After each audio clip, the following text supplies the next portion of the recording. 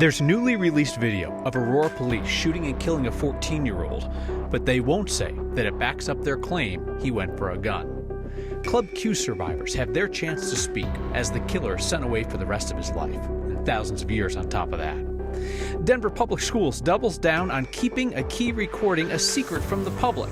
Judge told them they had to release it today.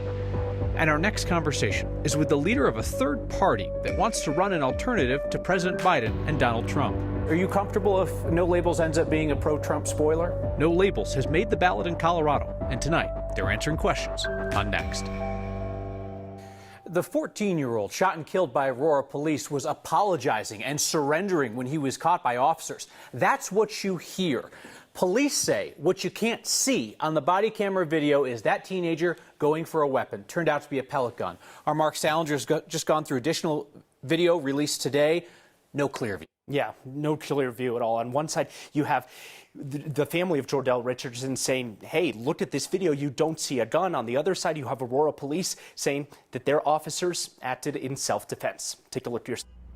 The videos are hard to watch. A 14-year-old running, police chasing him, and finally, a shooting that leaves Jordell Richardson dead. Officers arrive at a strip mall on June 1st in an unmarked truck with police lights. Immediately, they begin chasing a group of teenagers who just attempted a robbery of a convenience store. The boy in the white, we'd later learn, is Jordell. He runs from police to the back alley. He's tackled by two officers and looks to be on his back. You can see his arms moving, but it's hard to tell exactly what's happening. Aurora police said he's reaching for a gun. Watching this video, it's impossible to see. Gun! Gun! Look who's gun! I'm gonna shoot you!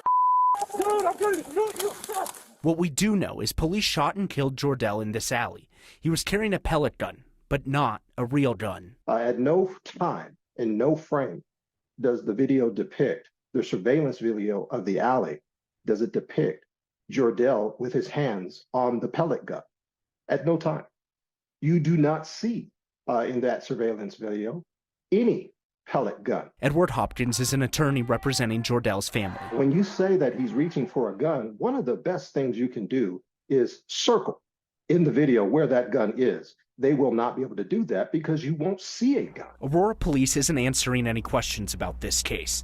The department only released this video today because they say they're required to under state law. The chief of police has previously said his officers thought Jordell was armed and could kill them. They didn't have an opportunity to back up. They didn't have an opportunity to do any of that. It happened real time. For 8 days following the shooting, Aurora Police Chief Art Acevedo told the public and the media that Jordell had a semi-automatic weapon when he was shot. He then corrected that to say it was a pellet gun. Acevedo blamed the major misunderstanding on communications issues and that he was never told that information until he actually asked for it. Kyle, now the department is saying that that wouldn't have made a difference because the officers thought that that weapon was real when they saw it. Yeah, reacting to a weapon in the moment. I'm curious, they clearly have gone through this over and over and over again, watched it with a trained eye that you and I don't have.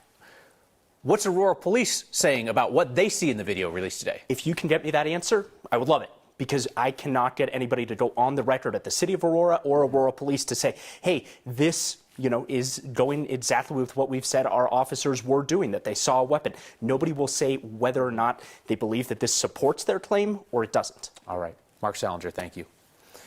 The Club Q shooter is going to prison forever and ever. Stack of life sentences and thousands of years piled on top of that today for killing 5 people and injuring 17 others at the LGBTQ club in Colorado Springs last year. The shooter pleaded guilty to the murder and attempted murder charges, pleaded no contest to bias-motivated crimes. Got 5 consecutive life sentences without parole, plus another 2,208 years. One of the many survivors who packed the courtroom this morning said he saw no humanity from the killer.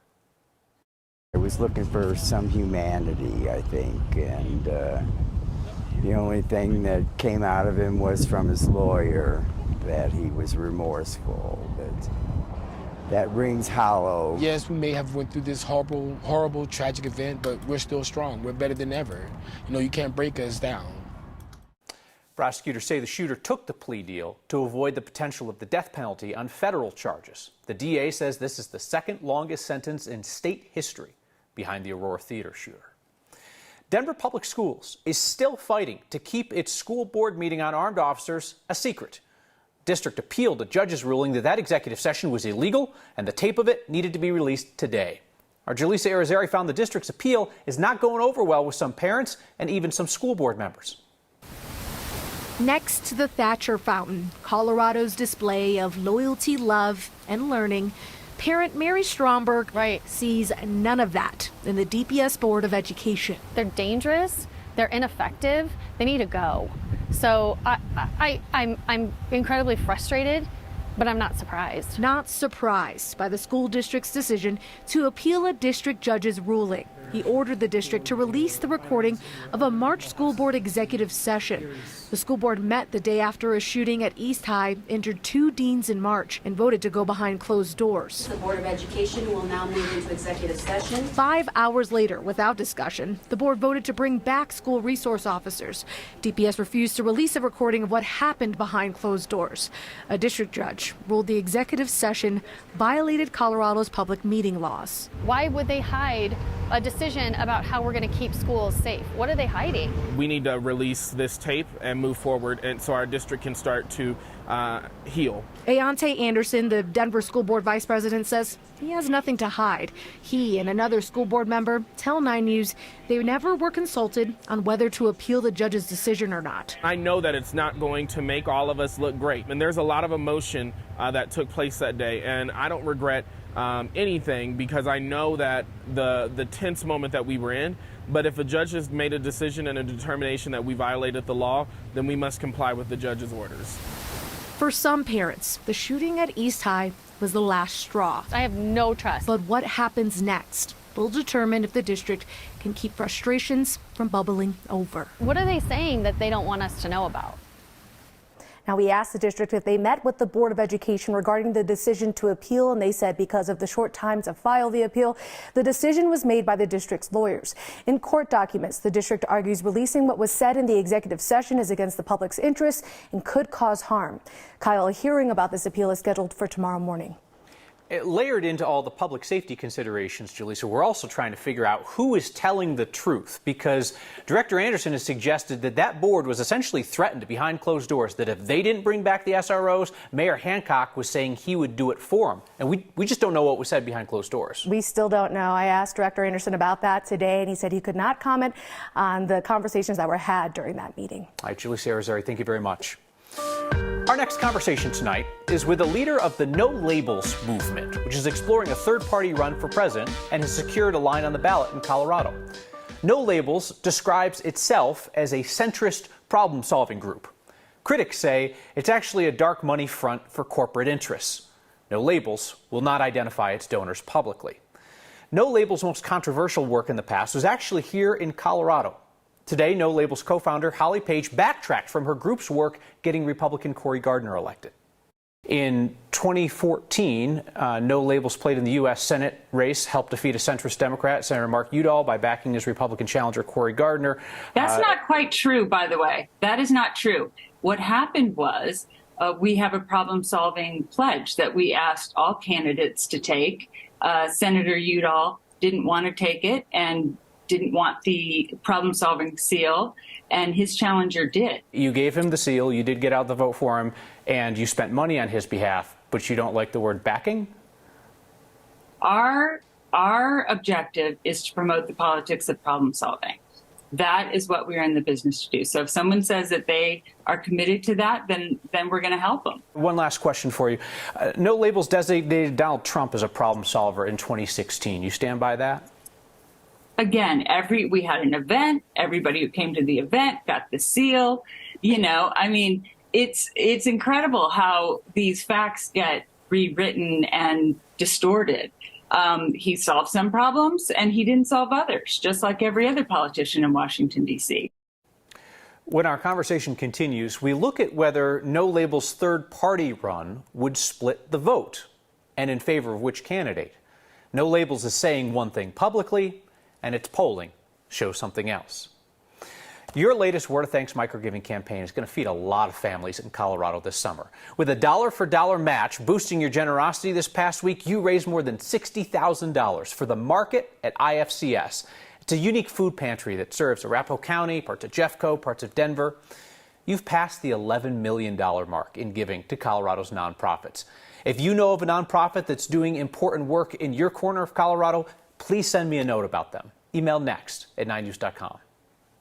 All we're doing right now is gaining ballot access. So no labels, as we said, will be on your presidential ballot in 2024. Let's look at whether that is good news for Joe Biden or good news for Donald Trump.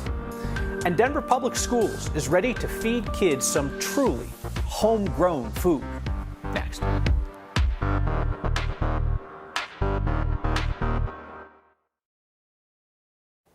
There will be a no labels party line on Colorado's presidential ballots in 2024.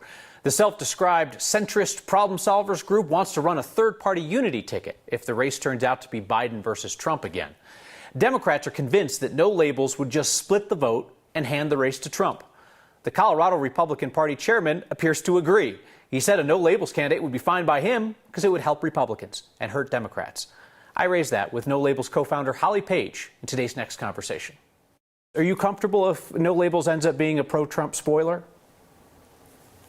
We have no intention of spoiling, and anybody who's saying that they know exactly what would happen is misleading. Your own polling found that if you add an unnamed moderate independent candidate to a Biden-Trump race, then the third-party candidate takes more votes from Biden than from Trump, and Trump wins. Your own polling shows that a no-labels candidate would hurt Biden. No, and our help polling Trump. does not show that. That's your Harris X polling shows from December of 2022, where in a head-to-head you had Trump up 1, you add your moderate independent candidate, and Trump's lead grows.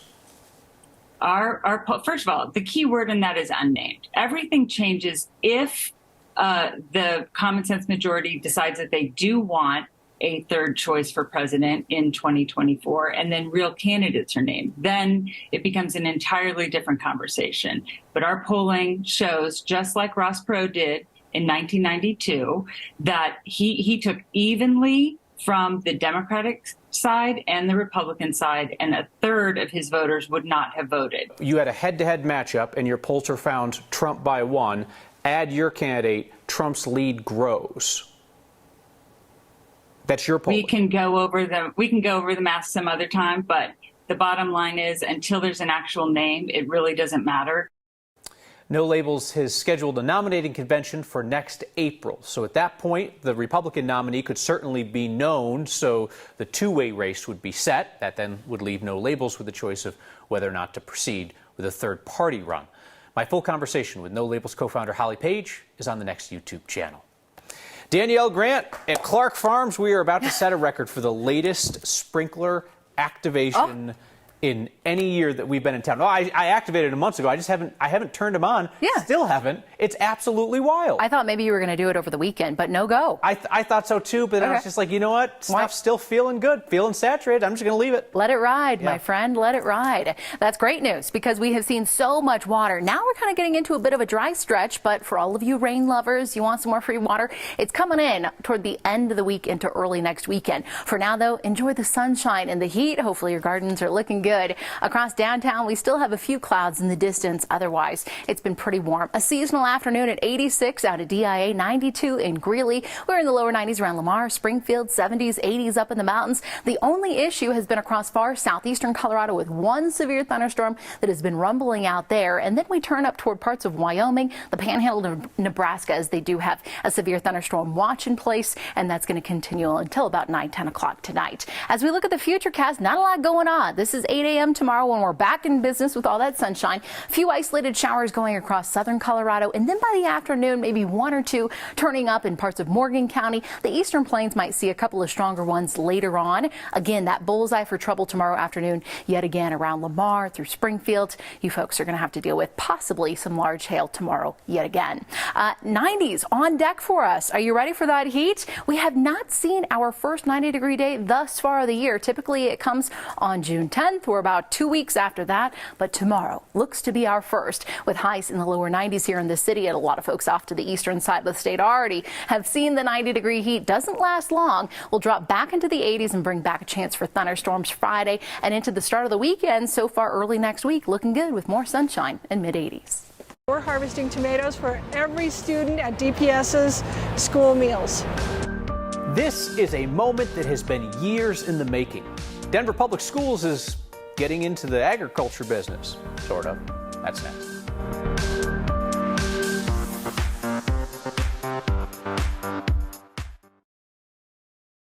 Denver Public Schools thinks it'll become one of the first school districts in America to grow its own fruits and vegetables for school cafeterias. Not just a head of lettuce and an apple here and there, but 2 tons of food a year.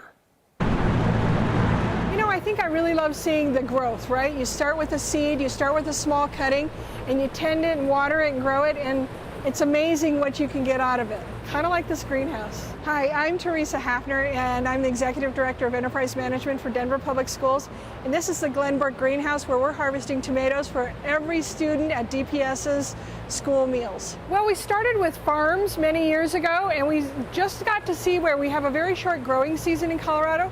So if we could do a greenhouse, we could harvest all year long. Since September, we've harvested 1.7 tons of tomatoes. There's no additional supplemental lighting. We're completely reliant on the sun. This is kind of like for the baby plants and the juvenile plants. Around us, we have a bunch of snacking peppers. Right now, it's not meant to be a money maker. We need to break even, and that'll take us a couple years. But eventually, we hope that we grow enough tomatoes here to even be able to provide them to the surrounding school districts' meal programs. There's water that's running through the trough on the bottom, and then it's pulling in air from the north side of the building, and that's the breeze you feel in here as it's pulling it through. That is their little hive, and they come and they go. There's some sugar water in the bottom. Look, you can see it coming out. But they're helping to pollinate the plants, which puts them in flower, which gets us our tomatoes. Now, this is Colorado-grown dirt, if you will. As soon as the dirt is finished out of these bags, we're able to return the bags, and the company refills them with dirt and brings us a new shipload of dirt. We're composting and developing our composting program on this plot of land. We have drip irrigation so that there's very low water usage. Right now, we're just trying to get it up and on its feet, so we're still in the infancy stages over here. We're growing. Super proud of the progress that we've made here, of the team that works in here, of the impact we can have on the kids. And the hail doesn't bother them a bit. The nonprofit Denver Urban Gardens, which you helped out through a Word of Thanks microgiving campaign way back when, they're a partner in that DPS greenhouse. The district says a side benefit of growing the food locally is they reduce their carbon footprint because it doesn't have to be trucked in from longer distances. Hey, there's your feedback. Plenty on Colorado's newest third party. Aaron, thank you. Some of you are more than happy to label no labels. That's next.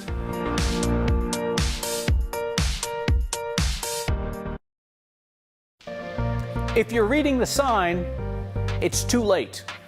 Jonah saw it in Boulder. Be alert for bears. Look above the sign.